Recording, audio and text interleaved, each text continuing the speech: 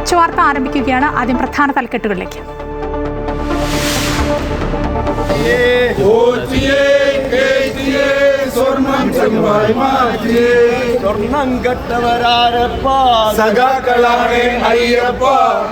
Sabarimala സ്വർണ്ണക്കൊള്ളയിൽ parliament കവാടത്തിൽ UDF MP-മാരുടെ പ്രതിഷേധം. കോടതി മേൽനോട്ടത്തിൽ കേന്ദ്ര ഏജൻസിയുടെ അന്വേഷണം വേണമെന്ന ആവശ്യം. സ്വർണ്ണക്കൊള്ളയിൽ കൂടുതൽ ഉന്നതരുടെ പങ്ക് അന്വേഷിക്കാൻ SIT ഉണ്ണികൃഷ്ണൻ പോറ്റിയെയും മുരാരി ബാബുവിനെയും 2 ദിവസത്തെ കസ്റ്റഡിയിൽ വിട്ടു. മുൻ എക്സിക്യൂട്ടീവ് ഓഫീസർ സുധീഷ് കുമാറിന്റെ 2 ജാമ്യാപേക്ഷകളും വിജിലൻസ് കോടതി തള്ളി.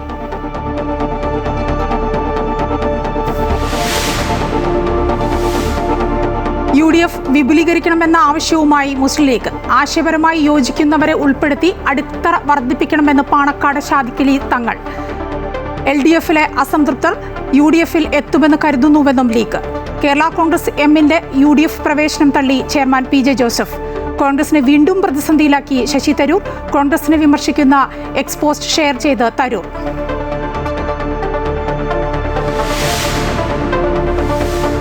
തദ്ദേശ തെരഞ്ഞെടുപ്പിലെ തോൽവി പഠിക്കാൻ CPM CPI നേതൃയോഗങ്ങൾ ചേരുന്നു. പ്രതീക്ഷിച്ച വിജയം നേടാനായില്ലെന്നും തിരുത്തലുകൾ വരുത്തുമെന്നും LDF കൺവീനർ TP രാമകൃഷ്ണൻ. പ്രതീക്ഷിക്കാത്ത തിരിച്ചടിയെന്ന് ബിനോയ് വിശ്വം. എല്ലാ വിഷയവും പരിശോധിച്ച് ശക്തമായി തിരിച്ചുവരുമെന്നും CPI സംസ്ഥാന സെക്രട്ടറി.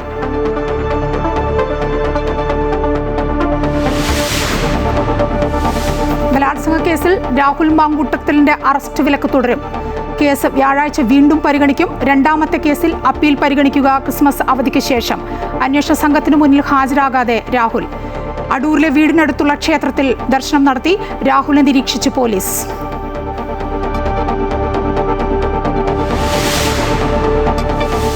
പ്രധാനമന്ത്രി നരേന്ദ്രമോദിയുടെ ത്രിരാഷ്ട്ര പര്യടനത്തിന് തുടക്കം. ജോർദാൻ, എത്യോപ്യ, ഒമാൻ എന്നീ രാജ്യങ്ങൾ സന്ദർശിക്കും. സുപ്രധാന കരാറുകളിൽ ഒപ്പിട്ടേക്കും. രാസവളങ്ങളുടെ ഇറക്കുമതിയുമായി ബന്ധപ്പെട്ട് ജോർദാനുമായി കരാറിനും സാധ്യത.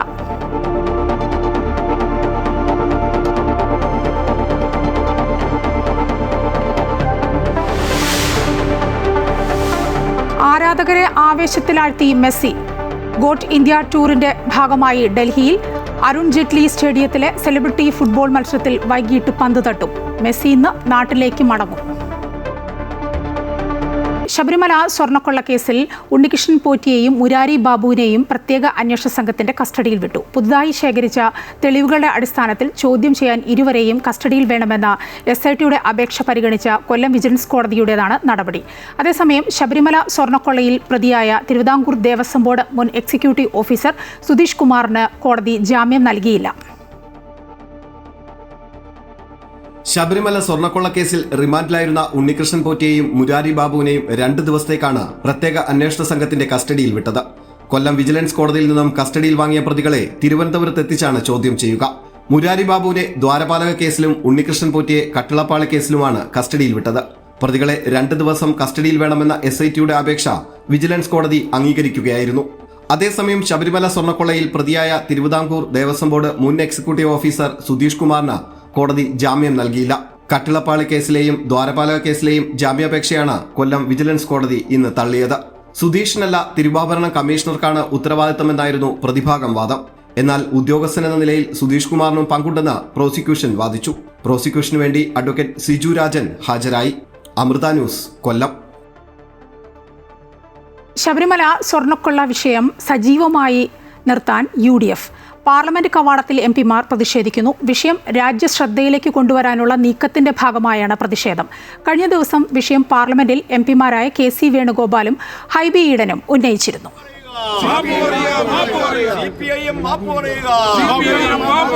കേരള ജനതയോട് മാപ്പ് പറയുക.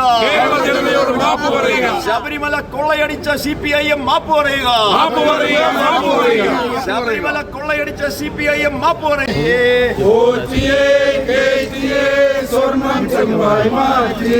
സ്വർണം കെട്ടവരാരപ്പ സഖാക്കളാണ് അയ്യപ്പ.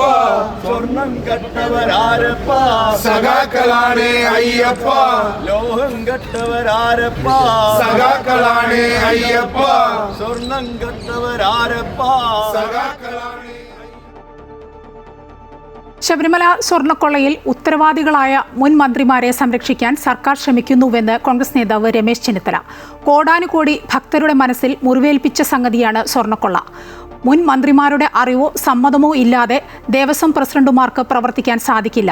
തൊണ്ടി മുതൽ പുറത്തു വന്നാൽ പ്രതികളെ കണ്ടെത്താൻ കഴിയുമെന്നും ചെന്നിത്തല പറഞ്ഞു.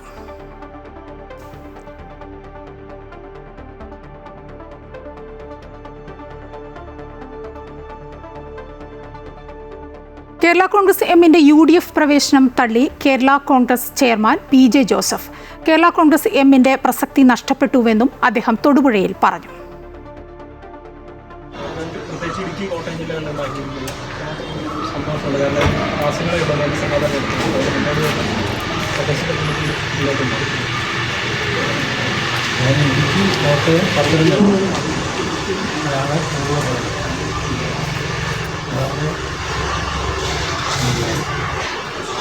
വലിയ മുന്നേറ്റം ഉണ്ടായിരിക്കുന്നു. ഇതൊരു സെമി ഫൈനൽസാണ്. ഫൈനൽസിൽ ഇതിനേക്കാൾ നേട്ടമാണ്. ഇടതുപക്ഷത്തോടൊപ്പമുള്ള കേരള കോൺഗ്രസിന്റെ ശക്തി കേന്ദ്രങ്ങളിൽ വലിയ തിരിച്ചടി അവർക്ക് നൽകാൻ സാധിച്ചു. പാലാ നഗരസഭയാണ്. കോൺഗ്രസിനെ വീണ്ടും പ്രതിസന്ധിയിലാക്കി ശശി തരൂർ MP. തരൂരിന്റെയും രാഹുൽ ഗാന്ധിയുടെയും നിലപാടുകളെ താരതമ്യം ചെയ്യുന്ന എക്സ്പോസ്റ്റ് ഷെയർ ചെയ്തുകൊണ്ടാണ് തരൂരിന്റെ നീക്കം. തരൂരിനെ പോലെയുള്ള നേതാക്കളെ കോൺഗ്രസ് ഒതുക്കുന്നുവെന്നും ദിശാബോധമില്ലാതെയാണ് കോൺഗ്രസ് പോകുന്നത് എന്നുമുള്ള പോസ്റ്റാണ് തരൂർ വീണ്ടും ഷെയർ ചെയ്തിരിക്കുന്നത്. ഇതിൽ പറയുന്ന കാര്യങ്ങൾ യാഥാർത്ഥ്യബോധമുള്ളതാണെന്ന് തരൂർ പറയുന്നുണ്ട്. അതേസമയം തരൂരിന്റെ പ്രതികരണങ്ങൾക്ക് മറുപടി നൽകേണ്ട എന്ന് സംസ്ഥാന നേതൃത്വത്തിന് AICC നിർദ്ദേശം നൽകിയിരിക്കുന്നു. തദ്ദേശ തിരഞ്ഞെടുപ്പ് വിജയത്തിന്റെ ആവേശത്തിൽ നിൽക്കുമ്പോഴാണ് കോൺഗ്രസിനെ വെട്ടിലാക്കി വീണ്ടും തരൂർ രംഗത്ത് വരുന്നത്. താൻ പറഞ്ഞ കാര്യങ്ങളിൽ ചില ഭാഗങ്ങൾ അടർത്തിയെടുത്ത് വിമർശനം ഉന്നയിക്കുന്നു എന്നാണ് അദ്ദേഹത്തിന്റെ പക്ഷം. തിരുവനന്തപുരത്തെ വിജയം സംബന്ധിച്ചുണ്ടായ തന്റെ പരാമർശത്തിലെ ഏതാനും വരികളാണ് വാർത്തയാക്കിയതും ചർച്ച ചെയ്തതും. ഇതിനോടൊപ്പമാണ് സംഘപരിവാർ നിലപാടുകൾ സൂചിപ്പിക്കുന്ന എക്സ്പോസ്റ്റ് തരൂർ വീണ്ടും ഷെയർ ചെയ്തിരിക്കുന്നത്. തരൂരും രാഹുലും കോൺഗ്രസിലെ ഏതാനും പ്രത്യയശാസ്ത്ര രീതിയെ സൂചിപ്പിക്കുന്നുണ്ട്. എന്നാൽ അത് ഒന്നിച്ചു കൊണ്ടുപോകാൻ കോൺഗ്രസിന് കഴിയുന്നില്ല. തരൂരിനെ പോലെയുള്ള നേതാക്കളെ കോൺഗ്രസ് വേണ്ട വിധത്തിൽ ഉപയോഗിക്കുന്നില്ല എന്നും ദിശാബോധമില്ലാതെയാണ് കോൺഗ്രസ് മുന്നോട്ടു പോകുന്നത് എന്നുമാണ് എക്സ്പോസ്റ്റിലെ വിമർശനം. ഈ വിമർശനമാണ് തരൂർ തന്റെ ഭാഗങ്ങൾ കൂടി ചേർത്ത് വെച്ച് ഷെയർ ചെയ്തിരിക്കുന്നത്. ഇത്തരത്തിൽ ചിന്തിപ്പിക്കുന്ന നിരീക്ഷണത്തിന് നന്ദിയെന്നും തരൂർ പറയുന്നു. നിരീക്ഷണം ശരിയാണെന്നും യാഥാർത്ഥ്യബോധത്തോടെയുള്ളതാണെന്നും തരൂർ പറയുന്നുണ്ട്. കഴിഞ്ഞ ഏതാനും ദിവസങ്ങളായി കോൺഗ്രസ് നേതൃത്വത്തെ തരൂർ പ്രതിസന്ധിയിലാക്കുകയാണ്. കഴിഞ്ഞ ദിവസം ദേശീയ മാധ്യമത്തിൽ എഴുതിയ ലേഖനത്തിൽ പാർലമെന്റിലെ പ്രതിപക്ഷ നിലപാടുകളെ ചോദ്യം ചെയ്തിരുന്നു. അതേസമയം തരൂരിന്റെ വിമർശനങ്ങളെ കണ്ടില്ലെന്ന് നടിച്ച് മുന്നോട്ടു പോവുകയാണ് കോൺഗ്രസ്. ഇത്തരം വിമർശനങ്ങൾ ഏറ്റുപിടിക്കേണ്ട എന്നാണ് നേതാക്കൾക്ക് ലഭിച്ചിരിക്കുന്ന നിർദ്ദേശം. ഏതെങ്കിലും തരത്തിൽ കോൺഗ്രസ് നടപടിയെടുത്താൽ തരൂരിന് രക്തസാക്ഷി പരിവേഷം ലഭിക്കുമെന്നുള്ളതാണ് ഇതിന് കാരണം. അതുകൊണ്ടുതന്നെ കരുതലോടെയാണ് കേന്ദ്ര സംസ്ഥാന നേതൃത്വങ്ങളുടെ മുന്നോട്ടു പോക്ക്. അമൃത ന്യൂസ്, ന്യൂഡൽഹി. UDF വിപുലീകരിക്കണമെന്ന ആവശ്യവുമായി മുസ്ലിം ലീഗ്. ആശയപരമായി യോജിക്കുന്നവരെ ഉൾപ്പെടുത്തി അടിത്തറ വർദ്ധിപ്പിക്കണമെന്നും LDFിലെ അസംതൃപ്തർ UDFിൽ എത്തുമെന്ന് കരുതുന്നുവെന്നും മുസ്ലിം ലീഗ് സംസ്ഥാന അധ്യക്ഷൻ പാണക്കാട് സാദിഖ് അലി ശിഹാബ് തങ്ങൾ. വെൽഫെയർ പാർട്ടി UDFിലേക്ക് വരണമെന്ന് ഒരിക്കലും പറഞ്ഞിട്ടില്ല എന്നും അദ്ദേഹം കൂട്ടിച്ചേർത്തു. തദ്ദേശ തിരഞ്ഞെടുപ്പിൽ LDFിനേറ്റ കനത്ത തിരിച്ചടികൾക്കിടയിൽ ഘടകകക്ഷിയായ കേരള കോൺഗ്രസ് എമ്മിന്റെ മുന്നണി മാറ്റം വീണ്ടും ചർച്ചയാവുകയാണ്. ഇതിനിടെയാണ് UDF വിപുലീകരിക്കണമെന്ന ആവശ്യവുമായി മുസ്ലിം ലീഗ് രംഗത്തെത്തുന്നത്. LDFിലെ അസംതൃപ്തർ UDFിൽ എത്തുമെന്ന് കരുതുന്നുവെന്നാണ് മുസ്ലിം ലീഗ് സംസ്ഥാന അധ്യക്ഷൻ പാണക്കാട് സാദിഖ് അലി ശിഹാബ് തങ്ങളുടെ പ്രതികരണം. സമാന ചിന്താഗതിയുള്ള ആളുകൾ ഒരുപാടുണ്ടെന്നും അദ്ദേഹം പറഞ്ഞു വെക്കുന്നുണ്ട്. എന്നാൽ വെൽഫെയർ പാർട്ടി UDFിലേക്ക് വരണമെന്ന് ഒരിക്കലും പറഞ്ഞിട്ടില്ലെന്നും അദ്ദേഹം കൂട്ടിച്ചേർത്തു. ഞങ്ങൾ സമാന ചിന്താഗതിക്കാരായിട്ടുള്ള ഒരുപാട് പാർട്ടികളുണ്ട്. ഇപ്പോൾ ഇടതുപക്ഷത്തോട് അതൃപ്തിയുള്ള പാർട്ടികളൊക്കെ കേരളത്തിലുണ്ട്, ഇടതു മുന്നണിയിൽ തന്നെ. അവരിൽ പലരും ഞങ്ങളോട് സമാപന ചിന്താഗതിയുള്ള ആളുകൾ, പാർട്ടികൾ, അവരൊക്കെ തന്നെ UDFിലേക്ക് വരുമെന്നാണ് പ്രതീക്ഷ. അതേസമയം തെരഞ്ഞെടുപ്പിൽ LDF കാർഡ് മാറി കളിക്കുകയാണ് എന്ന് മുസ്ലിം ലീഗ് ദേശീയ ജനറൽ സെക്രട്ടറി PK കുഞ്ഞാലിക്കുട്ടി പറഞ്ഞു. മുഖ്യമന്ത്രി പാർലമെന്റ് തെരഞ്ഞെടുപ്പിൽ ന്യൂനപക്ഷ കാർഡും തദ്ദേശ ഭരണ തെരഞ്ഞെടുപ്പിൽ ഭൂരിപക്ഷ കാർഡും ഇറക്കി. ആ കാർഡ് കളി അവസാനിപ്പിക്കുന്നതാവും നല്ലതെന്നും അദ്ദേഹം കൂട്ടിച്ചേർത്തു. കഴിഞ്ഞ പാർലമെന്റ് തെരഞ്ഞെടുപ്പിന്റെ മുമ്പ് ന്യൂനപക്ഷ കാർഡ്, അതുപോലെ തന്നെ ഇപ്പോൾ പോയ ഇലക്ഷനിൽ ഭൂരിപക്ഷ കാർഡ്, ഇങ്ങനെ ഇടയ്ക്കിടയ്ക്ക് കാർഡ് മാറി മാറി കളിക്കുന്നത് കളി ലൂസ് ചെയ്യുള്ളൂ എന്നുള്ളത് ഇനി അവരാണ് ചിന്തിക്കുന്നത്. LDF ഘടകകക്ഷികൾ UDF പാളയത്തിലേക്ക് എത്തുമോ എന്ന് കണ്ടറിയണം. അമൃത ന്യൂസ്, കോഴിക്കോട്. തദ്ദേശ തെരഞ്ഞെടുപ്പിലെ കനത്ത തോൽവി പഠിക്കാൻ CPM-ന്റെയും CPI-യുടെയും സംസ്ഥാന നേതൃയോഗങ്ങൾ ചേരുകയാണ്. ശബരിമല സ്വർണ്ണക്കൊള്ളയും അയ്യപ്പ സംഗമവും തിരിച്ചടിയായി എന്നാണ് നേതൃത്വത്തിന്റെ വിലയിരുത്തൽ. തിരുത്തൽ വേണ്ടത് എവിടെയൊക്കെയാണ് എന്ന് തീരുമാനിക്കും. ഇക്കാര്യത്തിൽ താഴെത്തട്ടിൽ അണികളോടും ഒപ്പം പൊതുജനങ്ങളോടും അഭിപ്രായം തേടാനും പാർട്ടി തീരുമാനിച്ചിട്ടുണ്ട്. ജില്ലാതലങ്ങളിലെ വോട്ടിംഗ് ശതമാന കണക്കുകൾ ഉൾപ്പെടെ വിശകലനം ചെയ്യും. തദ്ദേശ തെരഞ്ഞെടുപ്പിൽ ഉണ്ടായത് പ്രതീക്ഷിക്കാത്ത തിരിച്ചടിയെന്ന് CPI സംസ്ഥാന സെക്രട്ടറി ബിനോയ് വിശ്വം പറഞ്ഞു. ശബരിമല ഉൾപ്പെടെയുള്ള എല്ലാ വിഷയങ്ങളും പരിശോധിച്ച് ശക്തമായി തിരിച്ചുവരും. തെറ്റുകളുണ്ടെങ്കിൽ കണ്ടെത്തി ആത്മാർത്ഥമായി തിരുത്തും. കമ്മ്യൂണിസ്റ്റുകാർ നിലപാട് പറയുമ്പോൾ ഉപയോഗിക്കുന്ന വാക്കുകളും ശൈലിയും പ്രധാനപ്പെട്ടതാണെന്നും ബിനോയ് വിശ്വം കൂട്ടിച്ചേർത്തു. ഞങ്ങളാരും പ്രതീക്ഷിക്കാത്ത ഒരു പരാജയം ഉണ്ടായിട്ടുണ്ട്. അതുകൊണ്ട് തന്നെ കമ്മ്യൂണിസ്റ്റ് പാർട്ടിയുടെ കമ്മിറ്റികൾ അതേപ്പറ്റി ഗൗരവമായിട്ട് പരിശോധിക്കാൻ കടപ്പെട്ടിരിക്കുന്നു. അതൊരു കമ്മ്യൂണിസ്റ്റ് ചുമതലയാണത്. ഇതിൻ്റെ ആദ്യഘട്ടമാണ് ഇന്നത്തെ കമ്മിറ്റികൾ, സെക്രട്ടേറിയറ്റും ഉണ്ട്, എക്സിക്യൂട്ടീവും ഉണ്ട്. ഞങ്ങൾ അതേപ്പറ്റി ആത്മാർത്ഥമായി പരിശോധിച്ച് തെറ്റുകൾ ഉണ്ടെങ്കിൽ അത് കണ്ടെത്തി അവ തിരുത്തി മുന്നോട്ട് പോകും. തദ്ദേശ തെരഞ്ഞെടുപ്പിൽ പ്രതീക്ഷിച്ച വിജയം കൈവരിക്കാനായില്ല എന്ന് LDF കൺവീനർ TP രാമകൃഷ്ണൻ. ഞങ്ങൾ തോറ്റു നിൽക്കുകയാണ്. 2010 ഇതിനേക്കാൾ വലിയ തോൽവി നേരിട്ടു. പിന്നീട് വലിയ വിജയം നേടിയിട്ടുമുണ്ട്. ഇപ്പോഴുള്ള വോട്ട് നില പരിശോധിച്ചാൽ 2024 വോട്ട് ഇപ്പോൾ തന്നെ തെരഞ്ഞെടുപ്പിൽ UDF-ന് നേടാൻ കഴിഞ്ഞില്ല. നാളെ LDF യോഗം ചേരുമെന്നും അതിനുശേഷം നിലപാട് പറയുമെന്നും TP രാമകൃഷ്ണൻ തിരുവനന്തപുരത്ത് മാധ്യമങ്ങളോട് പറഞ്ഞു. ഇടതുപക്ഷ ജനാധിപത്യ മുന്നണി പ്രതീക്ഷിച്ച വിജയം കൈവരിക്കാനായിട്ടില്ല. അപ്പം ഞങ്ങൾ തോറ്റു നിൽക്കുകയാണ്. എന്നാൽ വോട്ടിന്റെ നില വെച്ച് പരിശോധിക്കുമ്പോൾ കേരളത്തിൽ ഒരുപോലെ തുടരുന്നില്ല. 2010 ഇതിനേക്കാൾ വലിയ തോൽവിയെ ഇടതുപക്ഷ ജനാധിപത്യ മുന്നണി കേരളത്തിൽ നേരിട്ടിട്ടുണ്ട്. അതിനുശേഷം നടന്ന ചില തെരഞ്ഞെടുപ്പുകളിൽ ഇടതുപക്ഷ ജനാധിപത്യ മുന്നണി വലിയ തോതിലുള്ള വിജയം കൈവരിച്ചിട്ടുണ്ട്. ഇപ്പോഴുള്ള വോട്ടിന്റെ നില വെച്ച് പരിശോധിച്ചു കഴിഞ്ഞാൽ 2019 UDF-ന് ലഭിച്ച വോട്ട് UDF-ന് നേടാൻ കഴിഞ്ഞിട്ടില്ല. 2019 തിരുവനന്തപുരം കോർപ്പറേഷനിലെ തോൽവി BJP കോൺഗ്രസ് കൂട്ടുകെട്ടിന്റെ ഭാഗമെന്ന് മന്ത്രി GR അനിൽ. ചില വാർഡുകളിൽ കോൺഗ്രസിന് 500-ൽ താഴെ വോട്ട് ലഭിച്ചു. അത്തരം വാർഡുകളിൽ BJP ജയിച്ചു. BJP 500-ൽ താഴെ വോട്ട് പിടിച്ച വാർഡുകളിൽ കോൺഗ്രസ് വിജയിച്ചു. ഇതിൽ കൂട്ടുകെട്ട് വ്യക്തമാണെന്നും മന്ത്രി പറഞ്ഞു. ഗ്രാമപഞ്ചായത്തുകളിൽ അടക്കം ഉണ്ടായ തോൽവി പരിശോധിക്കുമെന്നും മന്ത്രി അറിയിച്ചു. തോൽവി നന്നായി പഠിക്കാൻ വേണ്ടിയാണ് ഇന്നിപ്പോൾ ഞങ്ങൾ കൂടാൻ പോകുന്നത്. ഇന്നു മുതൽ താഴോട്ടുള്ള വിവിധ തലങ്ങളിൽ പാർട്ടിയും LDF-ഉം തോൽവിയെ സംബന്ധിച്ച് നന്നായി പഠിക്കാനും അതിൽ നിന്നുണ്ടാകുന്ന അഭിപ്രായങ്ങളുടെ അടിസ്ഥാനത്തിൽ പുതിയ കൂടുതൽ മെച്ചപ്പെട്ട ഒരു ശൈലിയിലേക്ക് നമ്മൾ നീങ്ങും. അതാണ് പ്രധാനപ്പെട്ട കാര്യം.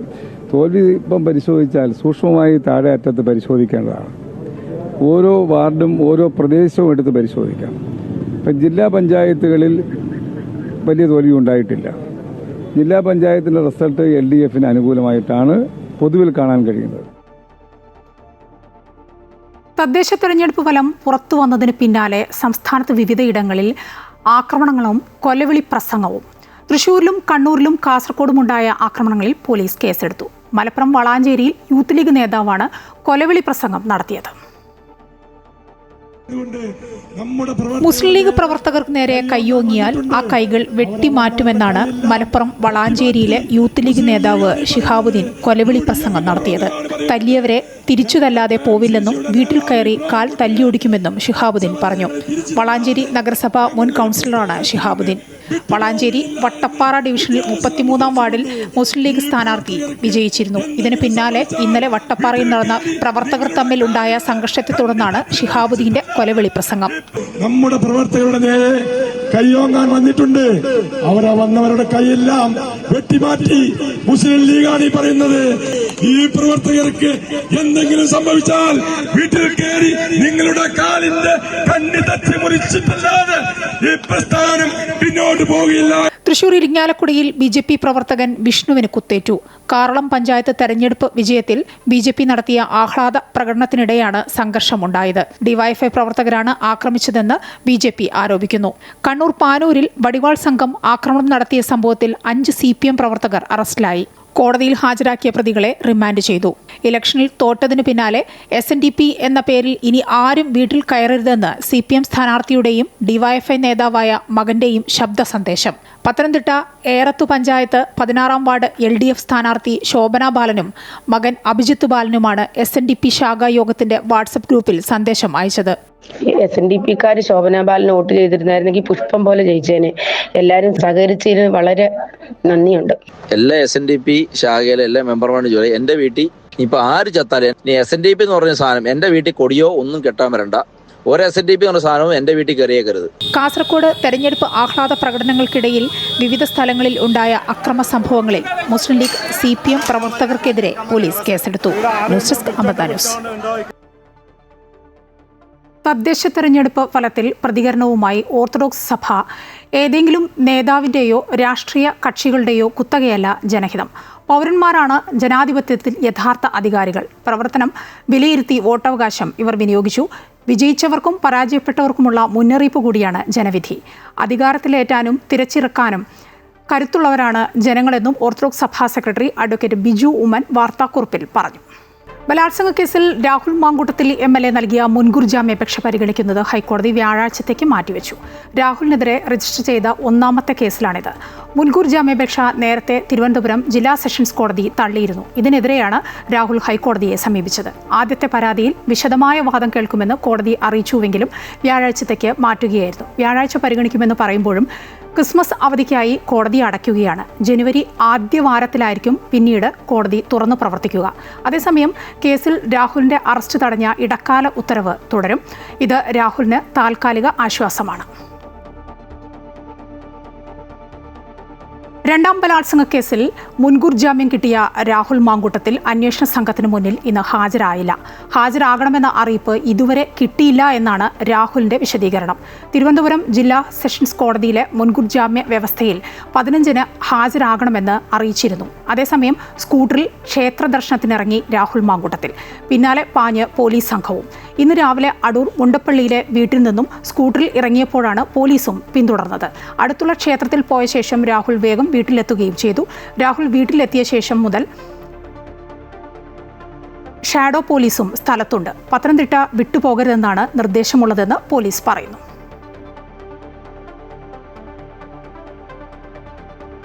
മദ്യപിച്ച് വാഹനമോടിച്ചതിന് കണ്ണൂരിൽ പോലീസുകാരനെതിരെ കേസ്. സ്പെഷ്യൽ ബ്രാഞ്ച് SIയും സിനിമാ താരവുമായ P. ശിവദാസന് എതിരെയാണ് കേസെടുത്തത്. കഴിഞ്ഞ വെള്ളിയാഴ്ച രാത്രിയായിരുന്നു സംഭവം. എടയന്നൂരിൽ ഉണ്ടായ അപകടത്തിൽ മട്ടന്നൂർ പോലീസാണ് ശിവദാസനെതിരെ കേസെടുത്തത്. പാർലമെന്റിൽ ഇന്നും പ്രതിപക്ഷ ബഹളം. ലോക്സഭ 2 മണിവരെ നിർത്തിവെച്ചു. കോൺഗ്രസ് റാലിയിൽ പ്രധാനമന്ത്രിക്ക് എതിരെ ഉയർന്ന മുദ്രാവാക്യത്തിൽ പ്രതിഷേധിച്ച് ഭരണപക്ഷം വിമർശനം ഉന്നയിച്ചതോടെയാണ് ബഹളമുയർന്നത്. 19-ാം തീയതി വരെ BJP MPമാർ നിർബന്ധമായും പാർലമെന്റിൽ ഉണ്ടാകണമെന്ന് BJP വിപ്പ് നൽകി. അതിനിടെ മഹാത്മാഗാന്ധി ദേശീയ ഗ്രാമീണ തൊഴിലുറപ്പ് പദ്ധതിയുടെ പേരുമാറ്റാൻ നീക്കം തുടങ്ങി കേന്ദ്ര സർക്കാർ. പേരുമാറ്റാനുള്ള ബിൽ വൈകാതെ പാർലമെന്റിൽ അവതരിപ്പിക്കും. വികസിത ഭാരത് ജി രാംജി എന്ന പേരിലായിരിക്കും തൊഴിലുറപ്പ് പദ്ധതി ഇനി അറിയപ്പെടുക. 125 തൊഴിൽ ദിനങ്ങൾ ഉറപ്പാക്കും. 240 രൂപ പ്രതിദിന വേതനമായി ഉയർത്തും.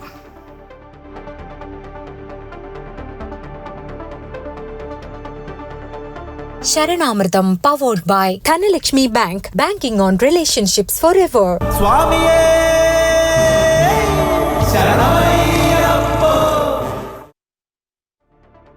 ശബരിമലയിൽ ദർശനം നടത്തിയ ഭക്തരുടെ എണ്ണം 25 ലക്ഷം കവിഞ്ഞു. കഴിഞ്ഞ വർഷം ഈ സമയം 21 ലക്ഷം ഭക്തരാണ് എത്തിയിരുന്നത്. കാനനപാത വഴിയെത്തുന്ന ഭക്തരുടെ എണ്ണവും വർദ്ധിച്ചിട്ടുണ്ട്. ഡിസംബർ അവസാന വാരത്തോടെ തിരക്ക് കൂടുമെന്നാണ് പ്രതീക്ഷിക്കുന്നതെന്ന് Sabarimala chief police coordinator ADGP S. Sreejith പറഞ്ഞു.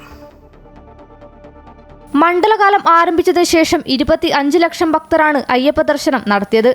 ഭക്തരുടെ എണ്ണത്തിൽ മുൻ വർഷത്തേക്കാൾ വർധനവ് ഉണ്ടായെങ്കിലും കൃത്യമായ ക്രമീകരണങ്ങളിലൂടെ എല്ലാവർക്കും സുഗമമായ ദർശനം സാധ്യമാക്കാൻ കഴിഞ്ഞെന്ന് Sabarimala chief police coordinator ADGP S. Sreejith പറഞ്ഞു. കഴിഞ്ഞ വർഷം ഈ സമയം 21 ലക്ഷം ഭക്തരാണ് എത്തിയിരുന്നത്. ആദ്യ ദിവസങ്ങളിൽ വലിയ തിരക്ക് വന്നെങ്കിലും അത് പരിഹരിക്കാൻ സാധിച്ചുവെന്നും അദ്ദേഹം അറിയിച്ചു. കഴിഞ്ഞ കൊല്ലത്തെ അപേക്ഷിച്ച് 4 ലക്ഷത്തിൽ കൂടുതൽ ആൾക്കാർ ഈ കാലയളവിൽ വന്നു കഴിഞ്ഞു. 21 ലക്ഷം ആൾക്കാർ വന്ന സ്ഥലത്ത് ഇപ്പോൾ ഏകദേശം 25 ലക്ഷത്തോളം ആൾക്കാരാണ് മിനിഞ്ഞാന്നത്തെ കണക്കനുസരിച്ച് വന്നു പോയിട്ടുള്ളത്. അപ്പോൾ ആൾക്കാർ വരുന്നത് കൂടുകയാണ് ചെയ്യുന്നത്. നമ്മൾ ക്രമീകരിക്കുന്ന നിർദ്ദേശിക്കുന്ന എല്ലാ കാര്യങ്ങളും അനുസരിച്ചുകൊണ്ട് ഭക്തർ വന്നാൽ നമ്മൾ വേറൊരു പ്രശ്നം അഭിമുഖീകരിക്കാൻ തോന്നുന്നില്ല. ഇത്തവണത്തെ പ്രത്യേകത വാരാന്ത്യ ദിവസങ്ങളിൽ തിരക്ക് കുറയുന്നു എന്നതാണ്.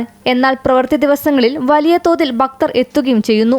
ഡിസംബർ അവസാന വാരത്തോടെ തിരക്ക് കൂടുമെന്നാണ് പ്രതീക്ഷിക്കുന്നത്. ദർശനം സുഗമമാക്കാൻ എല്ലാവിധ ക്രമീകരണങ്ങളും ഏർപ്പെടുത്തിയിട്ടുണ്ടെന്നും ADGP S. ശ്രീജിത്ത് അറിയിച്ചു. അമൃത ന്യൂസ്, സന്നിധാനം.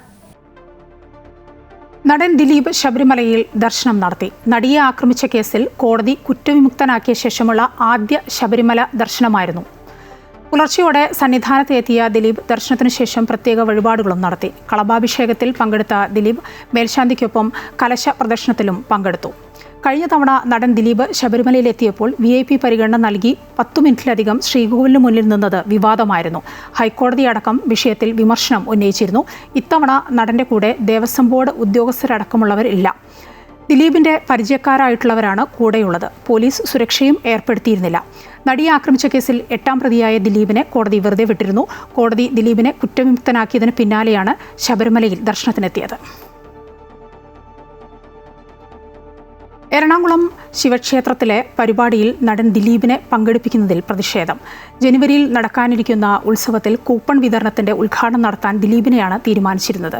ശക്തമായ പ്രതിഷേധം ഉയർന്ന സാഹചര്യത്തിൽ ദിലീപ് സ്വയം പിന്മാറിയതായി ക്ഷേത്രം ഭാരവാഹികൾ അറിയിച്ചു. എറണാകുളം ശിവക്ഷേത്രത്തിലെ ഉത്സവ കൂപ്പൺ ഉദ്ഘാടനത്തിനായി നടൻ ദിലീപിനെ ക്ഷണിച്ചതിനെതിരെയാണ് വൻ പ്രതിഷേധമുണ്ടായത്. പ്രതിഷേധം ശക്തമായതിനെ തുടർന്ന് നാളെ നടക്കാനിരുന്ന പരിപാടി മാറ്റിവെച്ചു. കൊച്ചിൻ ദേവസ്വം ബോർഡിന്റെ കീഴിലുള്ള ക്ഷേത്രത്തിൽ ജനുവരിയിൽ ആരംഭിക്കുന്ന ഉത്സവവുമായി ബന്ധപ്പെട്ട കൂപ്പൺ വിതരണത്തിന്റെ ഉദ്ഘാടനത്തിനായാണ് ദിലീപിനെ ക്ഷണിച്ചിരുന്നത്. ചൊവ്വാഴ്ച വൈകിട്ട് 6:30 നിശ്ചയിച്ചിരുന്ന പരിപാടിയാണ് പ്രതിഷേധം കാരണം മാറ്റിയത്. ദിലീപിന്റെ ഫോട്ടോ വെച്ച നോട്ടീസും പുറത്തിറക്കിയിരുന്നു. പ്രതിഷേധത്തെ തുടർന്ന് ദിലീപ് പരിപാടിയിൽ നിന്നും സ്വയം പിന്മാറിയതായി ക്ഷേത്രം ഉപദേശക സമിതി പ്രസിഡന്റ് S. അശോക് കുമാർ പ്രതികരിച്ചു. അത് ഈ ദിലീപ് സ്ഥിരമായിട്ട് ഇവിടെ ഉള്ള സമയത്തെല്ലാം ഇവിടെ അമ്പലത്തിൽ വരുന്ന ഒരാളാണ്. അപ്പോൾ ഈ കോടതി വിധി വന്നതിന് ശേഷം നമുക്കറിയാവുന്ന ഒരാളായതുകൊണ്ട് നമ്മൾ ഈ ഒരു ഉദ്ഘാടനം, അതായത് കൂപ്പൺ ഉദ്ഘാടനം 2 മിനിറ്റിൻ്റെ ഒരു കാര്യമുള്ളൂ. പുള്ളിനെ വിളിച്ചു. പുള്ളി അപ്പോൾ ഇവിടെ ഉണ്ടെങ്കിൽ വരാം, ചെയ്യാം എന്ന് പുള്ളി സമ്മതിക്കുകയും ചെയ്തു. അതുകൊണ്ട് പുള്ളി ഇന്നലെ രാത്രി വിളിച്ചിട്ട് പറഞ്ഞു, തൽക്കാലം ഞാൻ വിവാദങ്ങളിലേക്കില്ല, എന്നെ അതിൽ നിന്ന് ഒഴിവാക്കണം. ദേവസ്വം ബോർഡിനെ അറിയിച്ചു, എല്ലാവരെയും അറിയിച്ചിട്ടുണ്ട്. നാളെ നടത്താനിരുന്ന പരിപാടി ബുധനാഴ്ചത്തേക്ക് മാറ്റിയിട്ടുണ്ട്. ക്ഷേത്രം തന്ത്രിയായിരിക്കും പരിപാടി ഉദ്ഘാടനം ചെയ്യുക. ഇക്കാര്യം കൊച്ചി ദേവസ്വം ബോർഡിനെയും അറിയിച്ചിട്ടുണ്ട്. അമൃത ന്യൂസ്, കൊച്ചി. മഹാത്മാഗാന്ധി ദേശീയ ഗ്രാമീണ തൊഴിലുറപ്പ് പദ്ധതിയുടെ പേരും സ്വഭാവവും മാറ്റാൻ നീക്കം തുടങ്ങി കേന്ദ്ര സർക്കാർ. ബിൽ വൈകാതെ പാർലമെന്റിൽ അവതരിപ്പിക്കും.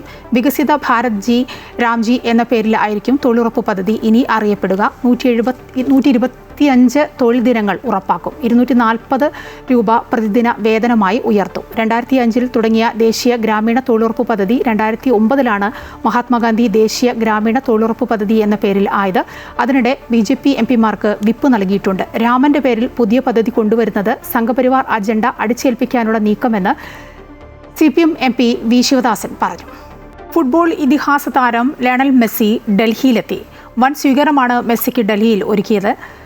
അരുൺ ജെയ്റ്റ്ലി സ്റ്റേഡിയത്തിൽ ഉച്ചയ്ക്ക് 2:50 സെലിബ്രിറ്റി ഫുട്ബോൾ മത്സരം നടക്കുക. കുട്ടികൾക്കുള്ള ഫുട്ബോൾ ക്ലിനിക്കിലും മെസ്സി പങ്കെടുക്കും. വൈകുന്നേരം 4:20 ഗോഡ് ക്ലബ് പ്രദർശന മത്സരവും ഉണ്ടാകും. ഈ പരിപാടിയിൽ വിരാട് കോഹ്ലി പങ്കെടുക്കും. കൊൽക്കത്തയിൽ സന്ദർശനത്തിനിടെ ഉണ്ടായ പ്രശ്നങ്ങൾ മുൻനിർത്തി രാജ്യ തലസ്ഥാനത്ത് സുരക്ഷ ശക്തമാക്കിയിട്ടുണ്ട്. ഫിഫയുടെ മികച്ച താരങ്ങൾക്കുള്ള പുരസ്കാര വിതരണം നാളെ ദോഹയിൽ നടക്കും. ഇന്ത്യൻ സമയം രാത്രി 10:30 മണി മുതൽ ചടങ്ങ് ആരംഭിക്കും. പുരുഷ വനിതാ വിഭാഗങ്ങളിലെ മികച്ച താരങ്ങൾക്ക് പുറമെ പരിശീലകർക്കും ടീമിനും ഗോൾ കീപ്പർക്കും പുരസ്കാരങ്ങളുണ്ട്. മികച്ച ഗോളിനുള്ള പുഷ്കാസ് പുരസ്കാരവും സമ്മാനിക്കും. പുരുഷ വിഭാഗത്തിൽ ബാലൻഡിയോർ വിജയി Ousmane Dembele, Lamine Yamal, Kylian Mbappe, Harry Kane, Mohamed Salah എന്നിവരാണ് ചുരുക്കപ്പട്ടികയിൽ ഉള്ളത്. ഉച്ചവാർത്ത പൂർണ്ണമാവുകയാണ്. കൂടുതൽ വാർത്തകൾ കാണാം ഞങ്ങളുടെ YouTube ചാനലിൽ. നമസ്കാരം.